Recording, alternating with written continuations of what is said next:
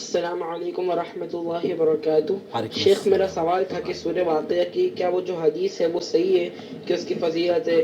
جو اس سے پڑھے گا فاقہ نہیں ہوگا، اور سورہ رحمان کی؟ اور میرا دوسرا سوال تھا کہ جیسے مسجد حرام، مسجد نبی اور مسجد اقصی میں پڑھنے کا تو ثواب ہے بہت زیادہ، لیکن ہندوستان میں بھی جو بڑی بڑی مساجد ہوتی ہے تو کیا اس میں بھی پڑھنے کا زیادہ صحیح۔ ثواب ملتا ہے؟ سب لوگ بہت سارے پوچھتے ہیں، اس لیے السلام علیکم۔ دیکھیں بہت ساری بڑی بڑی مسجد، میں نے پچھلی ویڈیو میں بھی آپ کو کہا تھا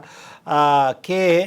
ائمہ حرم کے پیچھے نماز اگر حرم میں آپ پڑھ رہے ہیں تو اس کی فضیلت تو پتہ ہے، حدیث میں ہے، لیکن ائمہ حرم کے پیچھے آپ اگر لاہور میں یا اسلام آباد میں یا دلی کی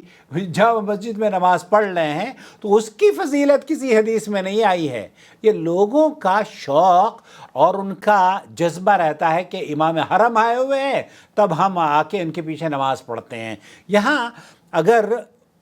چونکہ فضیلت کے بارے میں جب احادیث میں ذکر ہوتا ہے تو اس کی فضیلت زیادہ ہے جس میں زیادہ لوگ موجود ہوں نماز میں، وہ جماعت جس جماعت کی افراد زیادہ ہوں اس کی فضیلت تو زیادہ ہے، اس میں تو کوئی دو رائے نہیں ہے۔ تو اس لحاظ سے، اس ناحیے سے اگر کوئی بڑی مسجد میں، اب جیسے یوں سمجھ لیجئے دلی کی جامع مسجد، دلی کی جامع مسجد میں بعض مرتبہ کیا ہوتا ہے، بڑی بڑی مسجدوں میں آپ دیکھیں گے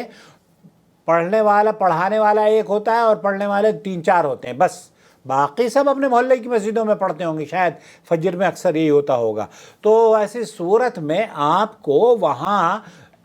اگر یہ سمجھیں کہ ہم دلی کی جامع مسجد میں نماز پڑھ رہے ہیں یا اسلام آباد میں، تو پھر بڑی مسجد میں نماز پڑھنے یا تاریخی مسجد میں نماز پڑھنے کی کوئی فضیلت قرآن اور حدیث میں نہیں آئی ہے۔ صرف احادیث میں جو بات اللہ کے رسول صلی اللہ علیہ وسلم نے فرمایا ہے کہ حرم مکی کی نماز 1,00,000 نماز کا درجہ رکھتی ہے، اور اسی طریقے سے جو مسجد نبوی میں نماز پڑھتا ہے اس کی 1,000 نماز کی فضیلت اللہ کے رسول صلی اللہ علیہ وسلم نے بیان فرمائی ہے، اور جو مسجد بیت المقدس یا مسجد اقصی میں نماز پڑھتا ہے اس کی آپ علیہ الصلوۃ والسلام نے فرمایا کہ 500 رکعتیں یا 500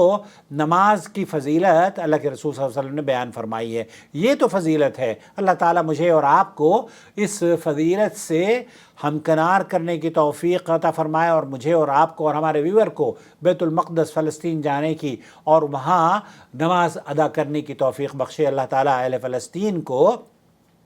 امن اور سلامتی عطا فرمائے، اور مسلمانوں کا جو وقار اور دبدبا اور ان کا رعب اور ان کی ملکیت اور ان کی جائیداد وہاں پر تباہ ہوئی، برباد ہوئی ہے، اللہ رب العالمین ان کا نعم البدل عطا فرمائے۔ اگلا ویڈیو سورہ واقعہ کی جو فضیلت آپ نے پوچھی ہے وہ اگلے ویڈیو میں بیان کرتا ہوں۔